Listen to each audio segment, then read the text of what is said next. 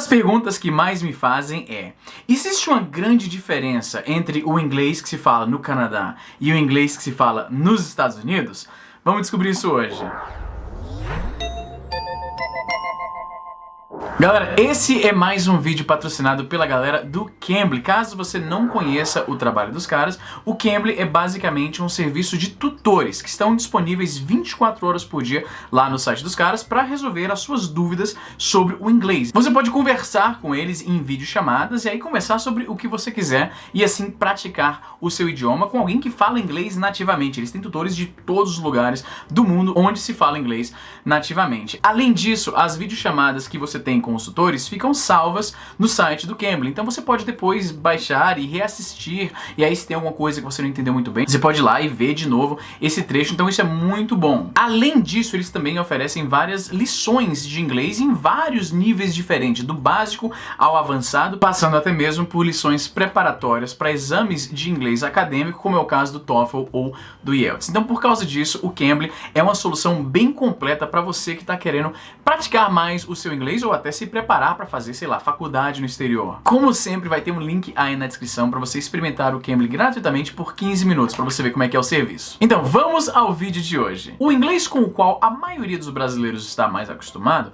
é o inglês americano, o inglês dos Estados Unidos. O motivo para isso é por causa da hegemonia cultural que os Estados Unidos exercem no mundo. Afinal de contas, todos os videogames, quase todos vêm dos Estados Unidos, as músicas, os nossos principais filmes vêm de lá, pelo menos a maioria dos filmes de grande orçamento, as grandes séries, esse tipo de coisa tende a vir dos Estados Unidos. Então, por causa disso, a maioria dos brasileiros tem bastante familiaridade com o inglês americano e, particularmente, certas expressões e gírias tendem a ser relativamente comum entre a galera que tem um certo domínio da língua inglesa. Agora, para deixar claro, o inglês que se fala no Canadá e o inglês que se fala nos Estados Unidos são virtualmente idênticos. Não existem grandes diferenças, tanto no vocabulário quanto na pronúncia. A grafia, sim, existem algumas palavras que no inglês canadense, assim como no inglês britânico, se escrevem de uma forma e no inglês americano se escrevem de outra. Por exemplo, a palavra center. Você certamente está acostumado com essa grafia de center, que é a grafia americana. No entanto, os canadenses e os britânicos, acredito que os australianos também, escrevem center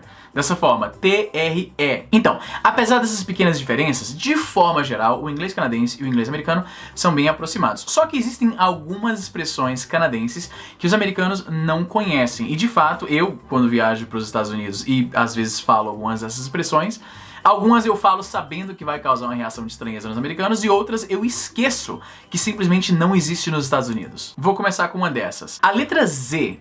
Os americanos falam Z e provavelmente é o que você está acostumado a ouvir. Já os canadenses, assim como os britânicos, falam Z. Então, por exemplo, quando eu vou num hotel, que foi o caso agora dessa viagem recente que eu fiz pra Harvard, eu chego lá no balcão e tenho que dar meu nome pra fazer o check-in, e aí eles pedem pra eu soletrar o meu nome, e a forma como eu soletro meu nome em inglês é I-Z-Z-Y, e eu tendo a falar rápido, então sai I-Z-Z-Y. E aí as pessoas sempre... Peraí, como é que é? O que você falou? E aí, sempre que eu recebo essa reação de um americano, eu lembro que eles não falam Z, eles falam Z. Aí eu repito, I-Z-Z-Y. I-Z-Z-Y. Essa é uma das coisas que eu tô tão acostumado a falar meu nome, assim, quando alguém, por algum motivo, algum serviço, alguma coisa precisa que eu soletre meu nome, eu falo I-Z-Z-Y. No Canadá eu já tô tão acostumado que essa é uma daquelas expressões que eu falo e aí eu vejo a estranheza, né, a cara de estranheza no rosto do balconista, ou de qualquer que seja a pessoa que esteja me perguntando, me pedindo pra soletrar meu nome, e aí eu lembro, ah não, Z. Embora cá entre nós, uma pessoa que trabalha num hotel esboçar tanta surpresa com alguém falando Z, eu acho um pouco incomum, porque não é possível que o cara não tenha interagido com britânicos ou canadenses nesse tempo inteiro trabalhando nessa carreira, não é verdade? Então, de repente, eles estão me zoando. Os americanos gostam de zoar canadenses. Então, de repente, não sei. Uma outra palavra que foi uma das primeiras expressões canadenses que eu aprendi quando eu me mudei pro Canadá é toque. Agora, o que seria toque? É isso aqui. Isso aqui é um toque. Gorrinho de frio, que os americanos chamariam de beanie. Toque, beanie. É a mesma coisa, só a palavra é diferente. Se você falar pra um americano toque, é muito provável que eles vão te olhar com a cara, tipo, como assim, o que é toque? O que você tá falando? O inverso não acontece, porque os canadenses estão sujeitos àquela hegemonia cultural que eu comentei mais cedo. Os canadenses também consomem muitos filmes americanos, muita música, série, livro, tudo isso. Então, assim como os brasileiros, os canadenses têm bastante familiaridade com as expressões americanas. Essa estranheza é só numa mão, é os americanos que tendem a estranhar as expressões canadenses. Continuando, uma que também os americanos não têm noção do que significa é loonie, e eu adoraria ter um aqui, mas eu não tenho nenhum loonie nesse momento. O loonie é uma moeda de $1, essa moeda aí. Quando essa moeda foi introduzida nos anos 90, eles decidiram colocar o loon, que a tradução que eu encontrei é mobelha, é um tipo de pássaro, é o pássaro oficial do Canadá. Em outras traduções eu vi que traduzem como mergulhão, então eu não sei qual exatamente está correta. Eu vejo as duas sendo usadas aparentemente como sinônimos. De qualquer forma, o loon, que é esse pássaro, né, e o apelido, digamos assim, do pássaro é loonie,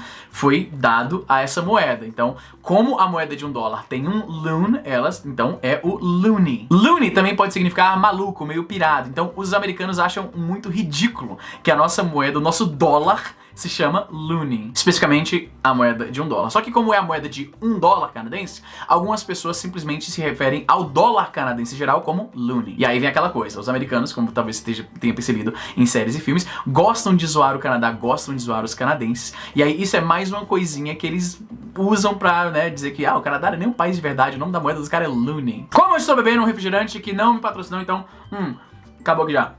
Não vou falar o nome da marca. Mas refrigerante é uma boa também. No Canadá, refrigerante se chama pop. Na maior parte dos Estados Unidos, refrigerante é soda. Mas em alguns estados dos Estados Unidos, eles também chamam refrigerante de pop. Só que são minoria. A maioria esmagadora, como você deve ter percebido em filmes, chama refrigerante de soda. Outra muito clássica também é candy bar, que é como os americanos se referem a uma barra de chocolate, tipo um Snickers ou um Kit Kat. Os americanos chamariam isso de candy bar. Já os canadenses chamariam isso especificamente de chocolate bar. O motivo para isso é porque candy é simplesmente docinho, de uma forma bem geral. E os canadenses chamam especificamente aquilo de chocolate bar porque é uma barra de chocolate. Tem uma certa lógica, afinal de contas. Mas, se você está acostumado a ver filmes americanos, certamente você já ouviu a expressão candy bar e talvez nunca tenha ouvido chocolate bar. Outra que também me causa muito problema quando eu vou para os Estados Unidos. Como os americanos e os canadenses chamam banheiro. Existem várias palavras diferentes para você se referir a banheiro. Quando a gente está falando de banheiro doméstico, banheiro que tem na sua casa, os dois vão falar quase sempre bathroom, que se você traduzir literalmente é um quarto de banho. Faz sentido, é o ambiente, é o local na sua casa onde se toma banho. Então, a etimologia da palavra faz bastante sentido. É bem como banheiro, é o local onde se toma banho. Só que as coisas ficam um pouco mais complexas quando você está falando de banheiros que ficam fora da sua casa. Banheiros onde tipicamente não se toma banho. Nesse caso, chamar de bathroom fica um pouco mais descontextualizado. Não é errado, você pode se referir a um banheiro público como bathroom ainda, mas você perceberia que a maioria dos canadenses e americanos não usariam essa palavra. Alguns talvez usem, mas não é a mais comum. Americanos chamariam esses banheiros públicos de restroom, o que não faz o menor sentido. E quando eu fui nos Estados Unidos pela primeira vez em 1999, eu me confundi muito com isso porque eu ainda tinha aquela cabeça de traduzir as coisas literalmente. E restroom se traduz literalmente como quarto de descanso.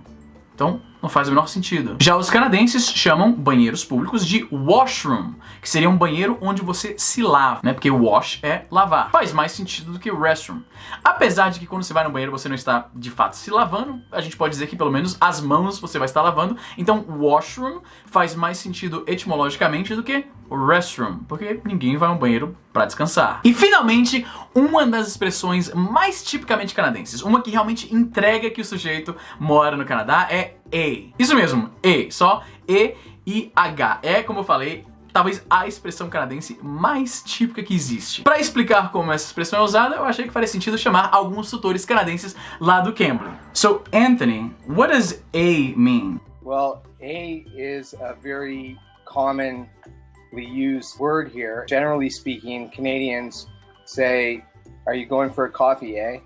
Or, "It was a great game, eh?" It was a great hockey game, eh? It doesn't really have a specific meaning because it can be applied to many different sayings and many different topics. I don't use it a lot. I'm from Newfoundland originally. It tends to be more of a mainland Canadian thing. Oh, I didn't know that. It's usually used at the end of a sentence to basically mean, wasn't it? Isn't it? like you said, it doesn't really mean anything by itself. It has no translation, but it's something very specifically Canadian. When you hear somebody say something like, it was a great game, eh? Oh, this weather, eh? It's kind of like, isn't it? Wasn't it? Or something like that. Basically asking the person to like confirm that whatever comment you made, yeah, they agree with that. That really was a really good game or something like that. Exactly.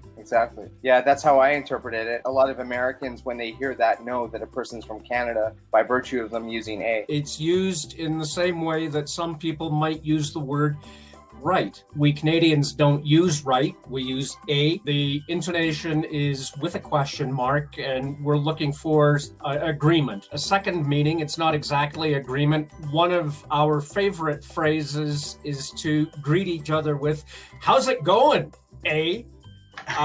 There's nothing to agree with. We also say that when we're saying goodbye. We'll say, have a good one, eh? Yeah, great point. E é isso, essas são 7 expressões canadenses que os americanos têm uma certa dificuldade em compreender. Se você gostou desse vídeo, como sempre, deixa o joinha, se inscreve, ativa o sininho, comente aí embaixo outras diferenças ou assuntos que você gostaria que eu abordasse aqui nessa série. Como sempre, um grande abraço pra galera do Cambly que permite que essa série aconteça. Como eu falei, é uma excelente ferramenta para você praticar o seu domínio da língua inglesa. Com tutores de qualquer lugar, não precisa ser só canadense não. E é isso aí, gente, vou ficando por aqui e até a próxima.